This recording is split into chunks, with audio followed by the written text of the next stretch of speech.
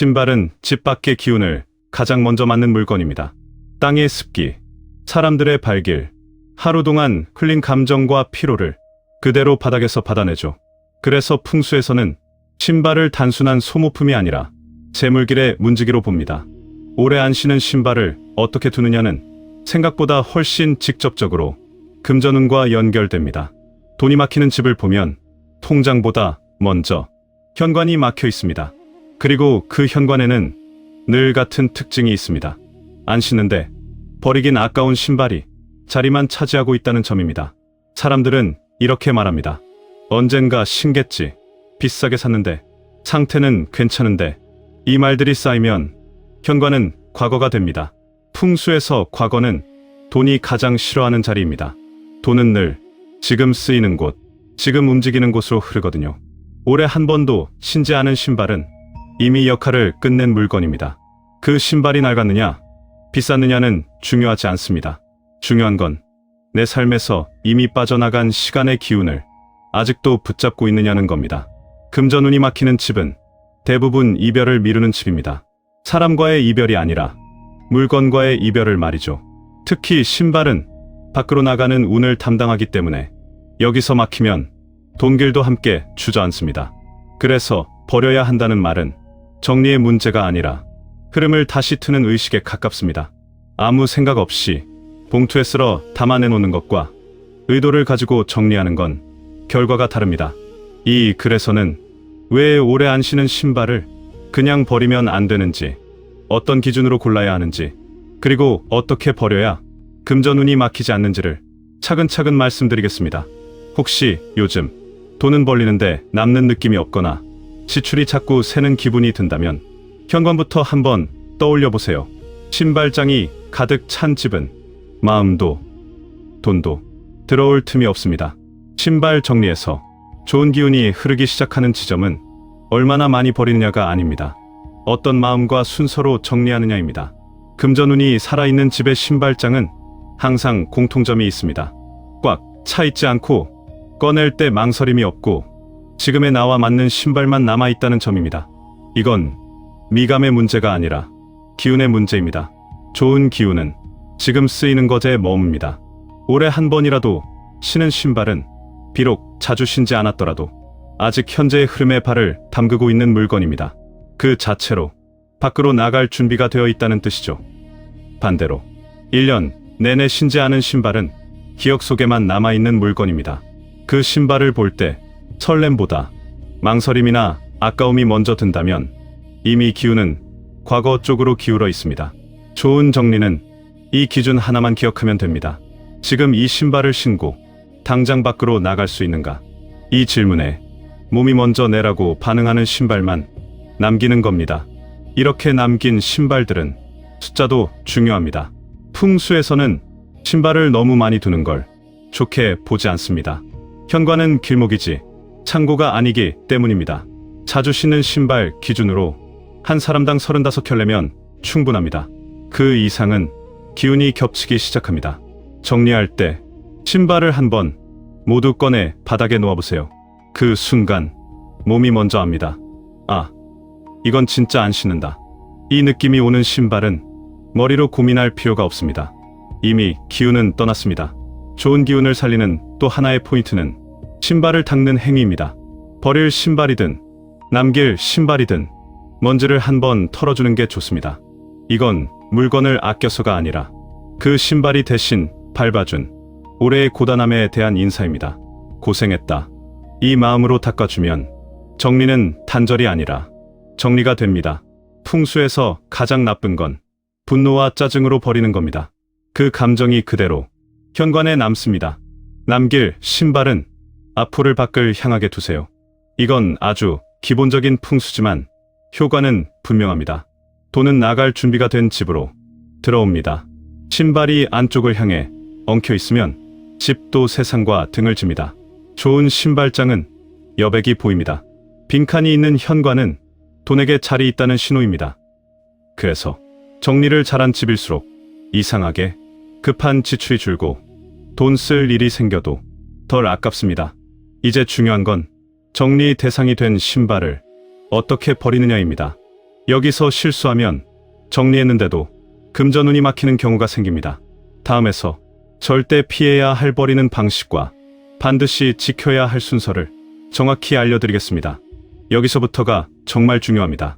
신발을 정리했는데도 이상하게 돈이 막히는 집은 대부분 버리는 방식에서 실수를 합니다. 좋은 의도로 정리했는데 그 마지막 한 동작이 기운을 다시 묶어버리는 거죠. 가장 흔한 첫 번째 실수는 화가 난 상태로 버리는 것입니다. 왜 이렇게 신발이 많아? 이걸 왜 샀지? 짜증 섞인 말과 함께 신발을 쓸어 담아 봉투에 던져 넣는 순간 그 감정이 그대로 현관에 남습니다. 풍수에서는 분노와 후회가 섞인 정리를 금전운의 가장 치명적인 기운으로 봅니다. 두 번째는 아무 봉투에나 넣어버리는 행동입니다. 찢어진 검은 봉투, 음식물 봉투, 이미 쓰다 남은 봉지, 신발은 밖으로 나가는 길을 담당하는 물건인데 그걸 이렇게 다루면 집의 출입 기운이 흐트러집니다. 특히 검은 봉투에 급하게 넣어두고 며칠씩 현관에 쌓아두는 건 돈길을 스스로 막는 행동입니다. 세 번째는 밤늦게 버리는 습관입니다. 내일 아침에 내놔야지 하면서 밤에 정리해 문 옆에 두는 경우가 많습니다. 풍수에서 밤은 기운을 거두는 시간입니다. 이때 버릴 신발을 현관에 세워두면 정리된 게 아니라 기운이 정체됩니다. 특히 자고 일어나서도 그 봉투가 그대로 있다면 그 집은 하루를 막힌 출입구로 시작하게 됩니다. 네 번째는 미련을 붙인 채 버리는 것입니다. 비싸긴 했는데 살만 조금 빼면 신을 텐데 이 마음으로 버리면 실제로는 버린 게 아닙니다. 기운은 여전히 그 신발에 묶여 있습니다. 그래서 이런 경우 정리했는데도 비슷한 소비를 또 하게 됩니다. 금전운이 새는 패턴이 반복되는 거죠.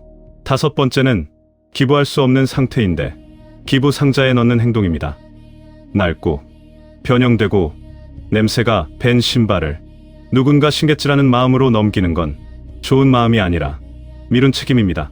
이건 복을 나누는 게 아니라 기운을 떠넘기는 행동입니다. 그 결과가 나중에 예상치 못한 지출로 돌아오는 경우를 정말 많이 봤습니다. 여섯 번째는 신발을 버린 자리를 바로 채우는 것입니다. 정리하자마자 새 신발을 사서 넣는 집은 돈이 들어와도 금방 나갑니다. 현관에 여백이 생기는 시간, 이 시간이 있어야 금전운이 숨을 쉽니다. 비운 뒤 바로 채우는 건 운에게 쉴 틈 없다는 신호입니다. 정리하면 이렇습니다. 신발을 버리는 건 단순한 폐기가 아닙니다. 올해의 발걸음과 조용히 작별하는 과정입니다. 여기서 성급하면 정리한 만큼 다시 새게 됩니다. 그래서 신발 정리는 항상 낮에 조용한 마음으로 하루 안에 끝내는 게 원칙입니다. 현관에 미련을 남기지 않는 것, 그게 금전운을 지키는 핵심입니다. 이제 다음에서는 정말 제대로 버리는 방법, 금전운을 막지 않고 오히려 흐르게 만드는 구체적인 순서를 하나씩 알려드리겠습니다. 이제부터 말씀드리는 순서는 단순한 정리 요령이 아니라 돈길을 다시 트는 의식의 순서입니다. 하나라도 건너뛰면 정리한 만큼 다시 막히는 경우가 생깁니다. 천천히 하루 안에 이 흐름대로 하시면 됩니다. 먼저 시간부터 고르세요. 신발을 버리는 날은 해가 떠 있는 낮이 좋습니다. 오전이 가장 좋고 늦어도 해 지기 전에는 끝내야 합니다. 낮은 기운이 밖으로 움직이는 시간이라 신발과 함께 묵은 흐름도 자연스럽게 빠져나갑니다. 다음은 준비입니다.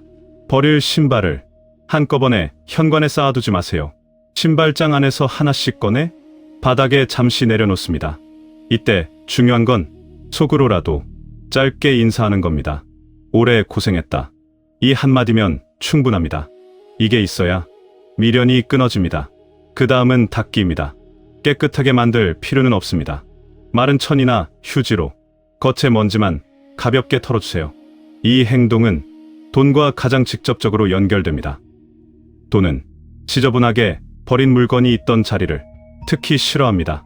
포장은 반드시 깨끗한 봉투로 합니다.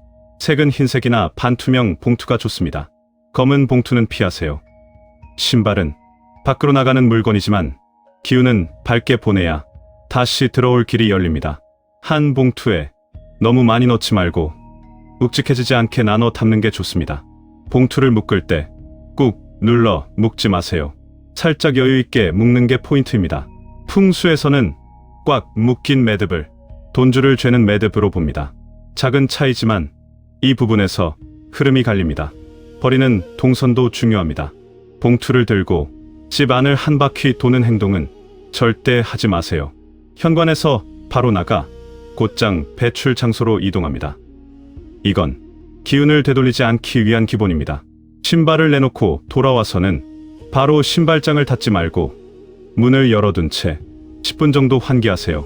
현관문을 잠깐 열어 공기를 한번 바꾸는 것도 좋습니다. 이때 비웠다는 느낌이 들면 잘 된 겁니다.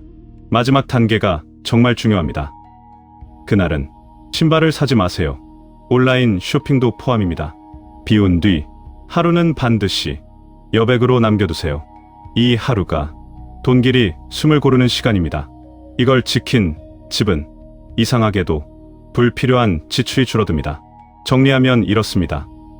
낮에 조용히 닦아서 밝은 봉투에 곧장 내보내고 여백을 남긴다. 이 6가지를 지키면 신발을 버렸을 뿐인데 현관의 공기가 달라집니다. 돈은 급하게 부르는 집보다 정중하게 비운 집을 더 신뢰합니다. 오래 안 신은 신발을 이렇게 보내주면 금전운은 막히지 않습니다. 오히려 다시 돌아올 자리를 스스로 만들어 주는 셈입니다. 신발 정리를 끝내고 나면 집이 갑자기 넓어진 것 같다는 말을 많이들 하십니다. 실제로 넓어진 건 공간이 아니라 막혀있던 흐름입니다. 오래 안 신은 신발을 제대로 정리했다는 건 단순히 물건 몇 켤레를 줄였다는 뜻이 아닙니다. 그동안 가지 못했던 길, 미뤄두었던 선택, 지나간 시기의 기운을 현관에서 조용히 배웅했다는 의미입니다. 돈은 늘 사람의 태도를 먼저 봅니다. 얼마를 벌었는지보다 무엇을 붙잡고 있는지를 봅니다. 현관에 과거가 쌓여 있으면 돈은 들어오다 말고 맙니다. 아직 준비가 안 됐구나 하고 발길을 돌리죠. 반대로 신발장이 가볍고 여백이 보이고 지금의 나에게 맞는 신발만 남아있으면 집은 자연스럽게 밖과 다시 연결됩니다. 그 연결이 일이 되고 사람이 되고 돈이 됩니다. 많은 분들이 정리를 하면서도 불안해합니다. 이렇게 버리면 손해보는 거 아닌가. 하지만 풍수에서 진짜 손해는 안 쓰는 걸 붙잡는 데서 생깁니다. 쓰이지 않는 물건은 집 안에서 계속해서 에너지를 잡아먹습니다.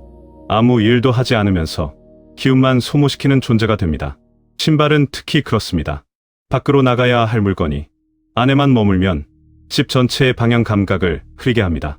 그래서 신발 정리는 재물운 이야기로 끝나지 않습니다.